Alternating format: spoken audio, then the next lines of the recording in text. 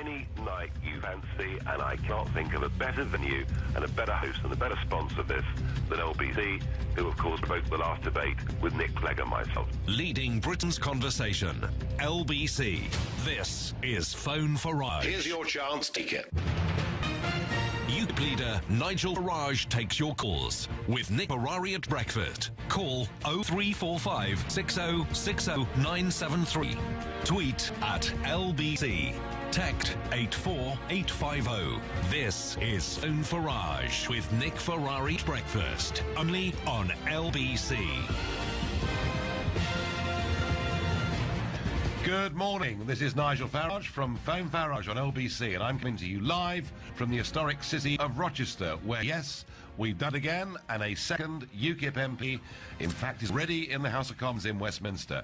I'm here for the next 30 minutes taking your calls. This is your chance to put any question you like to me, and I'll do my very best to answer. So the numbers for you to get in touch and to live your questions on enemy are ring me on 0345 6060973. That's 0345 6060973. And we go straight to our first caller, Robin in Herne Hill. Good morning. Hello, Mr. Farage. I'm down to Rochester to help, but I don't want to be famine at the feast, but I want to know what you're going to do to keep the party after 19 years. I mean, I'm not happy with some of the policies the party is coming out with. I'm not happy about being turned down for being the PPC when this process has been messing me about 5 times in the last 2 years. And I think that most of your PPCs, to me, seem to be middle class. They seem to earn over £40,000 a year and seem to be on message, and that there's a bit of control freakery and the party going on, which I don't like. And also, your London accounts haven't been cleared for 15 years. I haven't seen them since September 2000. So I wonder what you were going to do to... Well, this is a very long list of... very long list of complaints that I'm sure is interesting about 0.05% of listenership, because you're a UKIP member talking to me about internal UKIP issues. Listen, I would say this to you. Yes, we have now put in place... agenda, which got us into this crash anyway. Oh, dear. And you're talking about workfare. You want to have Ed Miliband on a discussion, which like challenging a crash test dummy, but you don't want to have Natalie Bennett, who had an MP 4 years before we did. I mean, you're interested in fairness, but it seems to me you're only interested in fairness which suits you, not when it's not anybody I mean, you know, else. you can call me Thatcherite if you want to. I mean, others this week have called us too left-wing, so I can't really win on that score. But you asked me a question that will interest people, I think, and that is about UKIP candidates that'll fight the general election next year and their quality. One of the difficulties with new political parties, when they're very, very small, is you ask for people to come forward to stand as candidates. And very often you get people that are not really a very high grade, quite a lot of Walter Mitty's chucked in, and over the 21 years we've been around, grade people standing for us. Now, you could, of course, say that look at the House of Commons, and that's pretty low grade too. We've put in place a pretty rigorous testing system for candidates, but let me assure you one thing. You know, we don't want people, of course, with criminal records or lists of county court judgments against them or previous memberships of extreme organisations.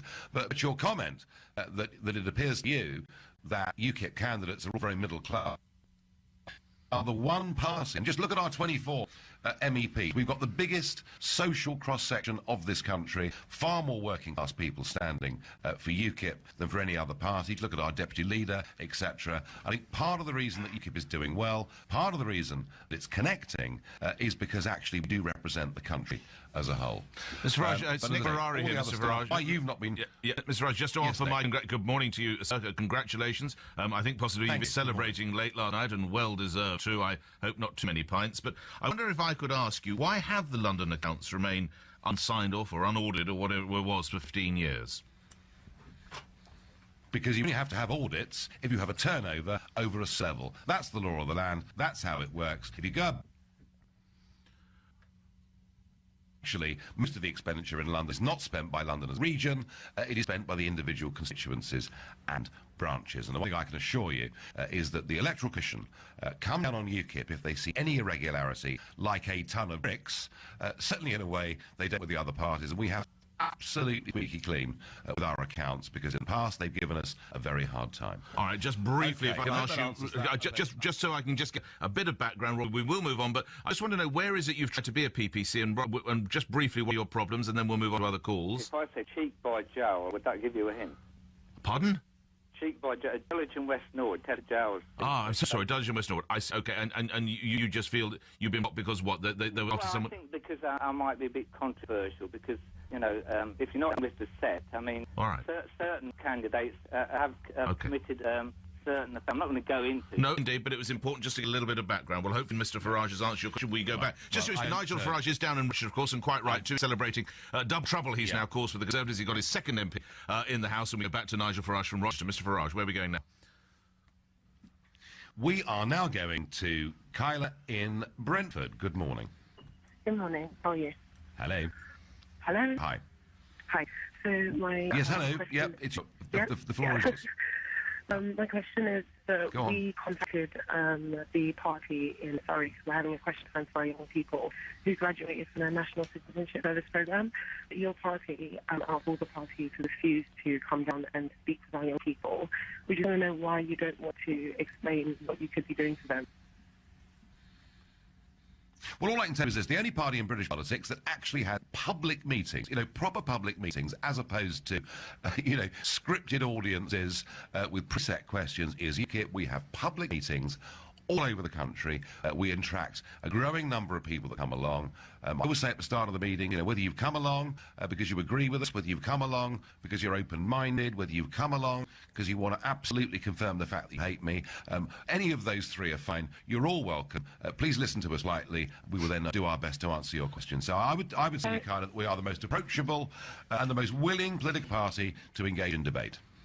Okay, so why hasn't anyone from your party come down to see us, or want to come down to see us? Well, have you invited them? Yes, we have. On several occasions. And have you actually sent them a formal written invitation to one of our elected members? Well, then I would be astonished in that case if somebody was not very keen to come down and see you, albeit if they haven't said yes to you in the last 3 months. I completely understand that, because the entire party machine has been dedicated to events in Clacton, Hayward and Milton, South Yorkshire and here in Rochester. But if you send an invitation personally to me, I guarantee one of our elected representatives will come down and talk to you. All right? Mr Farage, Mr Farage, you've been quoted in a couple of newspapers this morning saying yesterday that you felt that if there was a victory in Rochester and Stroud, and of course there has been, actually it could be more of a danger to the Labour Party than the Conservatives, who you unseated. What lies behind that? I think we are gaining traction with Labour votes. I think the result, Nick, here in Rochester yesterday proved that, and that was even before Emily Thornberry looked down her nose at White Man on the Cross of St George. I think the Labour Party is in very real trouble with its core vote. I don't think that traditional Labour voters look at the current Labour leadership and even recognise those people to be members of their own tribe. And I think that from here, you know, if UKIP is going to grow in the polls from here, I think it's very likely we'll do so more at the expense of the Labour Party than of the Conservatives. All right, let's move on, Mr Farage. Where are we going now? And not, you know, not all the pundits do, but they're beginning to understand, I think, that UKIP is a real threat to Labour. OK, moving on. Our next caller is Kevin. Morning. Good morning, Nigel. How are we doing? Kevin, hello. Hi. Nice to speak to you. Nigel, I was just wondering, there's an inherent problem with paedophiles within Westminster and Downing Street, which is pretty common knowledge now. What would you do with the people that are involved with the paedophile scandal, and what punishment do you think would be handed out to the MPs that are aware of the disgusting child abuse that has happened in the past? I'd just like to know your stance on it, because... Well, I think we've got to be a little bit careful, Kevin, about what you just said there. It's a well-known fact that paedophiles are in Parliament, and you talked about paedophilia in Downing Street. Let's just be a little bit careful and cautious about that. I've certainly never heard Downing Street linked to any paedophilia myself. However, you know, there are known cases of paedophilia that have existed, you know, going back a few decades through all elements of society, you know, well-known entertainers, people in the rock industry, and certainly in politics too. I don't know the extent of the truth of the allegations that we've seen this week. I mean, we even had, claims of people being murdered. I just don't know, Kevin, whether that's true or not. I know people see these things and always think there's no smoke without fire. I don't know. But I think it's very important that people are not prejudged. We have to go through a proper process to ascertain whether people are guilty or not. You ask me what punishment I think there should be. Well, I think that's perhaps part of the problem, isn't it? That with sex crimes in particular, what we see are people with a prison system that is absolutely full to bursting. And we see people effectively serve shorter and shorter sentences for a whole variety of sexual crimes. And in many cases, more often than not actually, these people reoffending. So I think the only, to me, logical conclusion to that and means of making society safer, particularly for minors, is we're going to have to build some more prison spaces, and we're going to have to give people longer sentences and actually make them serve them. But let me ask you, Kevin, what do you think we should do? I think, unfortunately, Nigel Farage, Kevin has we lost the line, but let me feed some emails into the conversation and get your reaction on these. First up, Nigel Farage, is Rachel in Bexley, just up the road, actually, from where you are in Rochester. And apologies to the listener, there's a very short time slip between me in London and Nigel Farage celebrating the victory, of course, down in Rochester. So apologies for that, but we will battle through. Rachel in Bexley says, congratulations, I'm pleased you won. What words of comfort do you have for your LBC sparring partner, Nick Clegg, who seems to have had his worst turnout ever for the Lib Dem party? Mr Farage. Yeah, the Lib Dems got 349 votes last night. They did manage to beat the Monster Raving Loony Party, but that's about the only card that they could possibly draw. I understand that it is, in fact, the lowest ever score by a major party in this country in any form of national election since the Second World War. So, I mean, this is utter humiliation territory. The Liberal Democrats bombed out in the European elections. They now only have one MEP representing them from across the entire United Kingdom. There's big speculation that the Dems, because they have some good constituency MPs, could possibly hold on to between 50 and 20 seats in Parliament next year. I have to say, Nick, I'm beginning to think that looks extremely unlikely. I think they're going to do far worse than that. I think it's now very likely they'll be down into single figures.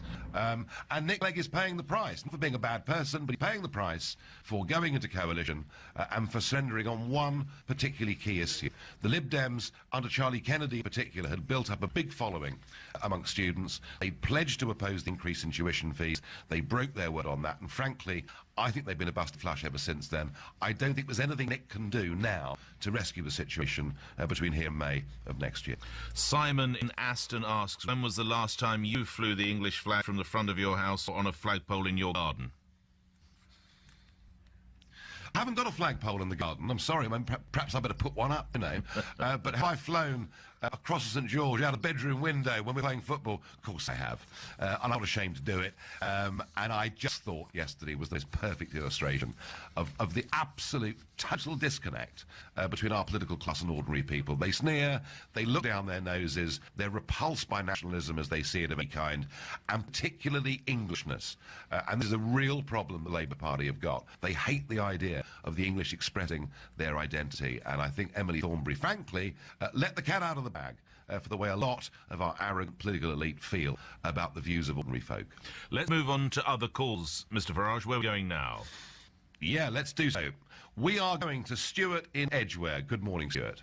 Good morning, Nigel. Congratulations. I'm a total UKIP supporter. Thank you. One thing we need to do is get our message across, and people keep saying to me, apart from immigration, EU, what do you stand for? What is our policies on health, education, crime, defence, transport, aviation?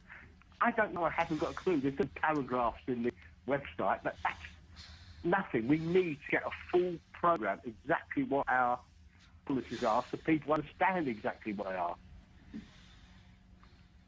Well, I mean, to be honest with you, Stuart, people do understand that we repeatedly have been opposed to endless foreign military interventions like the bombing of Libya, which has made the country very much worse.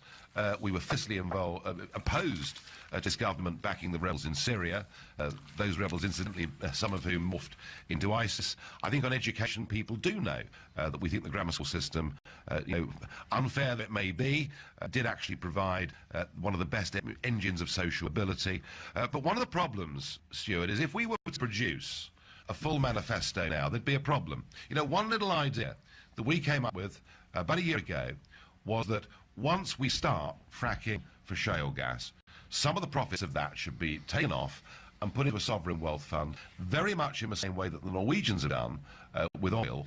And blame me down if 2 weeks ago the Chancellor of the Exchequer doesn't say, wouldn't it be a good idea to have a sovereign wealth fund to take some of the profits of shale gas? So I'm a little bit nervous about putting out too many specific policies in our manifesto. And I think we should wait until end of March next year, in the run-up to the general election, before we make these things clear. Otherwise, I fear that our fresh thinking, our fresh approach, would actually be copied by the others. After all, everything else we say now on Europe immigration is being copied, at least in rhetorical terms, by the other parties. So I think, as far as I'm concerned, we've got to wait for the whites of their eyes, come out with a big blast, 6 to 8 weeks before the general election, with full, clear, simple, and hopefully quite short manifesto. And I think if we do that and get that right, we might just capture the public's imagination.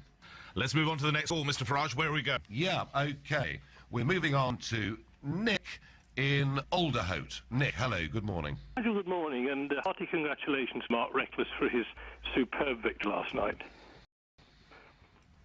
Yeah, I mean, it was brilliant, and I have to say, Nick, I think it was a victory for decency, because all through this campaign, what Mark Reckless had to put up with was sniping, abuse, negativity, all sorts of vile things being said about him, and never once did he stoop to their level. Never once did he get into the gutter and try and slag off other candidates. And I think anybody that watches today on YouTube the Reckless acceptance speech from last night will see actually a very dignified, very decent man. So I will pass your congratulations on to Mark Reckless. I do have a question, though. I am a UKIP supporter. I defected from the Conservatives a couple of years ago, and I will be standing as a UKIP candidate in next year's district council election, the very first time anyone stood for UKIP.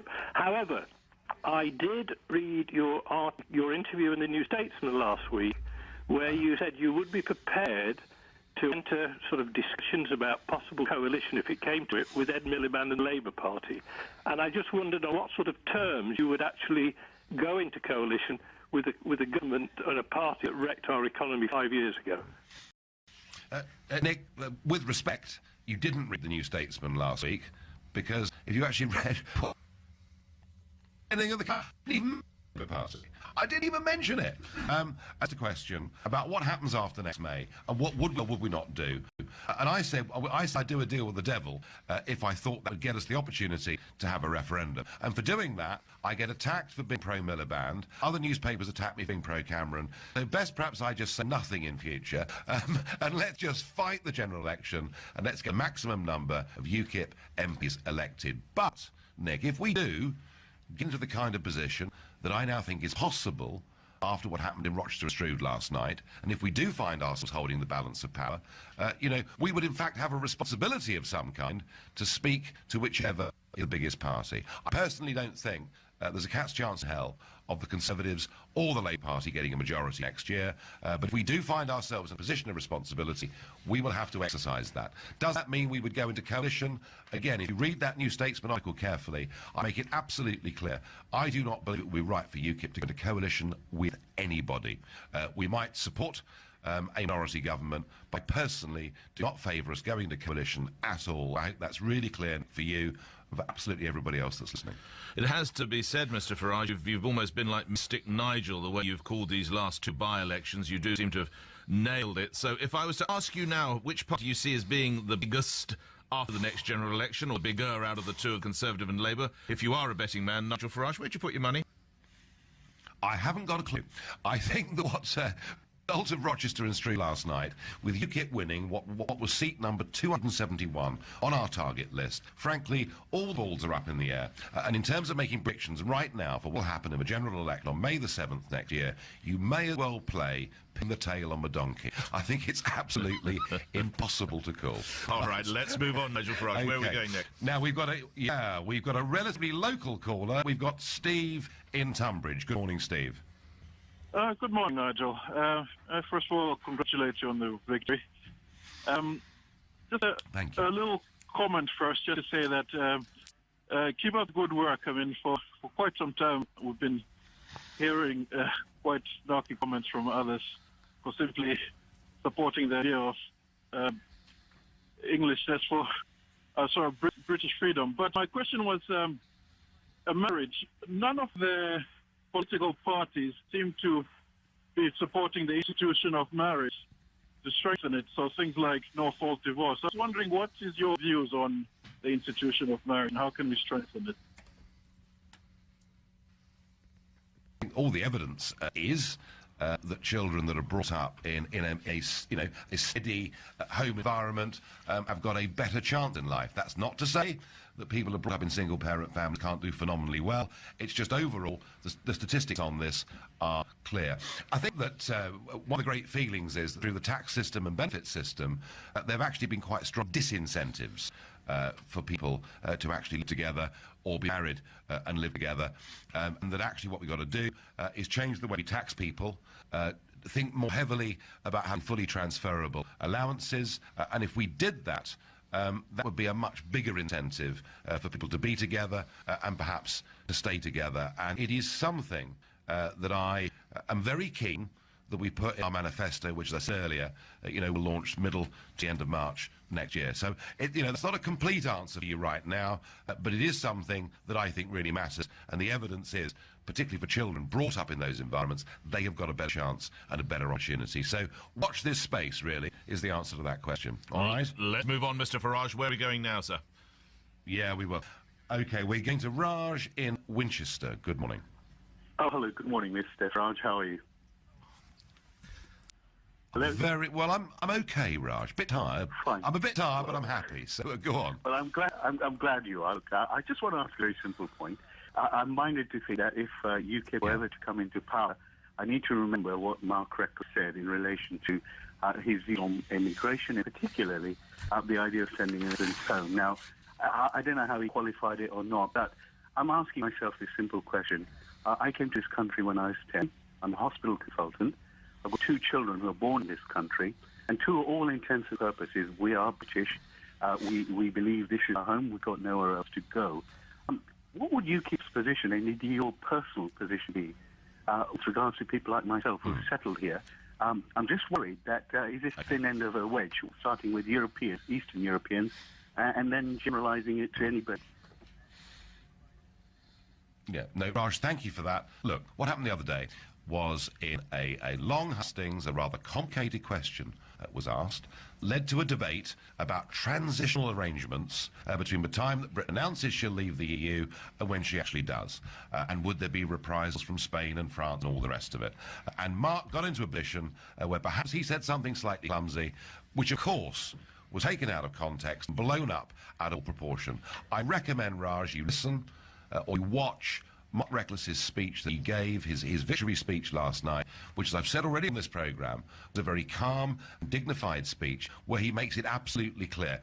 I can give you, Raj, UKIP's views on immigration policy very quickly. Number one, anybody that has legally come to this country is, of course, absolutely, fully entitled and welcome to be here and to stay. Number two, anybody that has come to this country illegally is not welcome to stay here, because unless we act on illegal immigration, we send a message out to the rest of the world that anybody can come. And thirdly, once we're free from the European Union and we have the ability to control our own borders, we'll be very happy for people from Southern and Eastern Europe to come to Britain to work on time-specified work permits, to come and do jobs, but without automatic rights to qualify for in-work benefits on day one. I hope that settles absolutely clearly any of the nonsense that we've heard over the course of the last couple of days. And I hope you too, Raj, are satisfied with our position on that. Let's move to another story. This is a question from me, Mr. Farage. Critics of the government's spending on foreign aid were dismissed as Little England by the Lib Dems yesterday. Ed Davey praising Britain's £720 million pledge to a new UN fund to tackle climate change. This, of course, moves towards £12 billion, the budget for foreign aid. And Mr. Davey talking about how we should be proud, how we should urge other countries to be equally ambitious, and there will be no yielding. What's UKIP's policy there?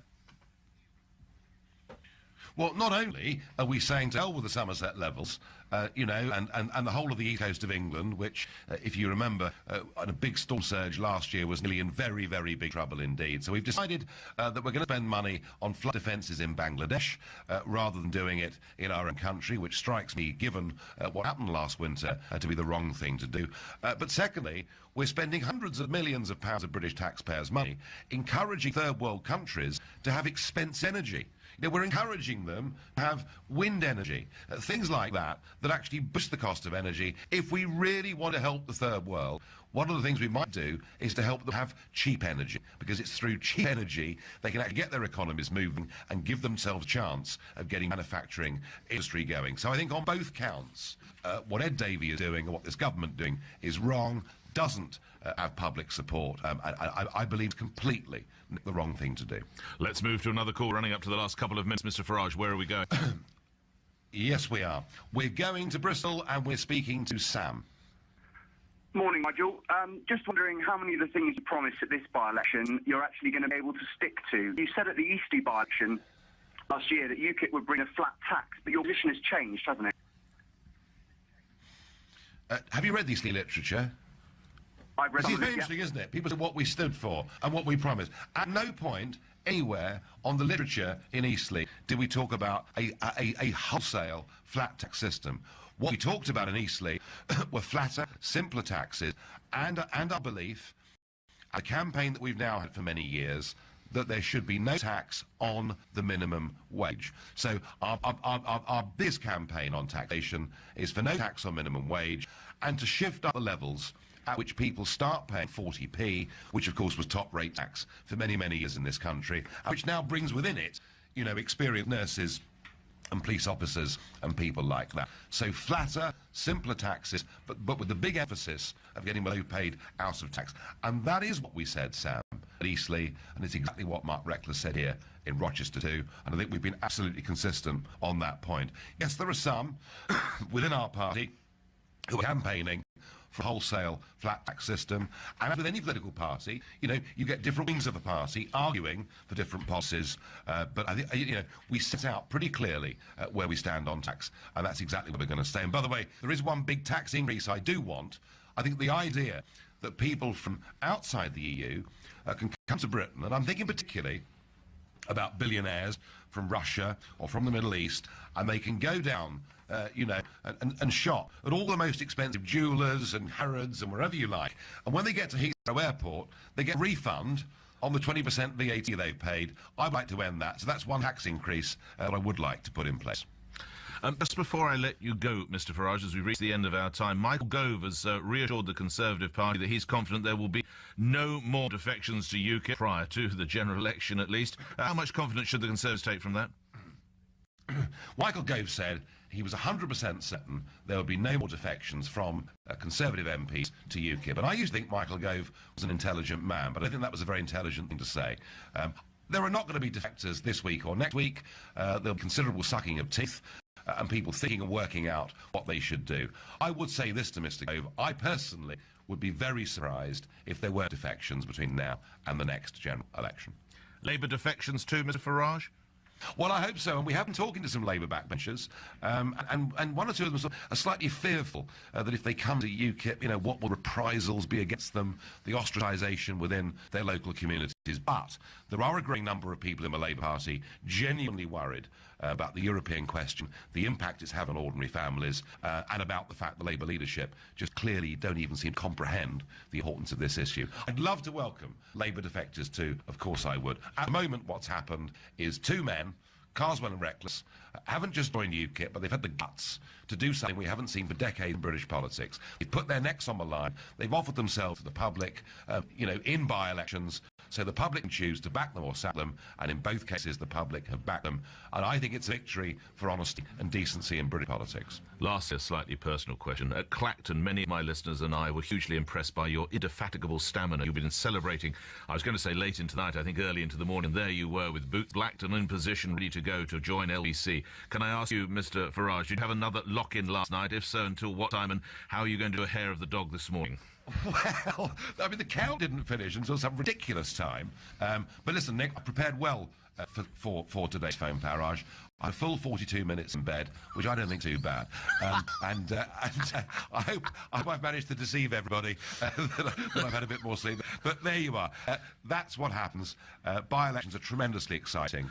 And I'm here doing this. Mr. Reckless is, as we speak, being sworn in the House of Commons. I'll speak in the NHS debate today. And I do intend, actually, once all the media's over this morning, I am going to go for lunch somewhere. Absolutely. Watch out for those kitchen sinks flying around Rochester. Nigel Farage, leader of UKIP, appearing here on LBC, where news is next. Nigel Farage has ruled out UKIP entering into a coalition government with either Labour or the Conservatives after next year's general election. It follows his party winning its second seat in Parliament. I make it absolutely clear, I do not believe we're right for UKIP to go in coalition with anybody. We might support a minority government by person